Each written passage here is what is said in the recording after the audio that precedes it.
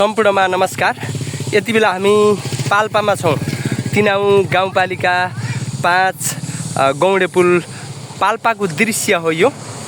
यहाँ चाहिँ तपाईहरुले निकै रमाइलो दृश्य देख्न सक्नुहुन्छ। पाल्पामा उत्पादन भएका चीजहरूलाई यहाँ बिक्री गरिन्छ। तरकारीहरूलाई यहाँबाट धेरै महानुभावहरूले तरकारी किनेर लाने गर्नुहुन्छ।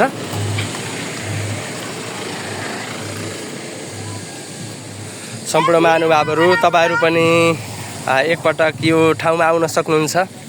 ताजा ताजा तरकारीहरू पाइन्छन् यो ठाउँमा। पाल्पामा उत्पादन भएका चीजहरू यहाँ पाउन सक्नुहुन्छ तपाईले।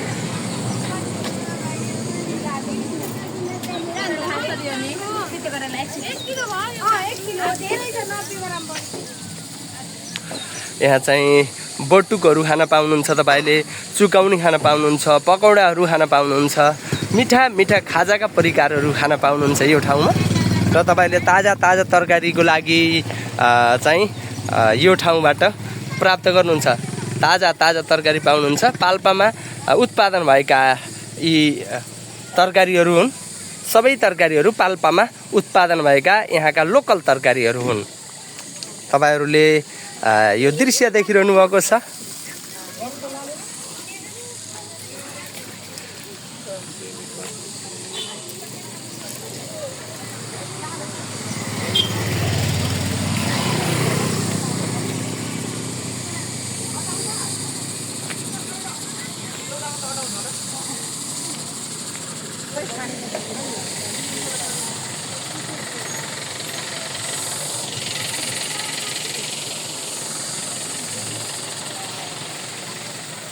सम्पूर्ण महानुभावहरू तपाईहरु पनि एकपटक यो ठाउँमा आउनुहोला।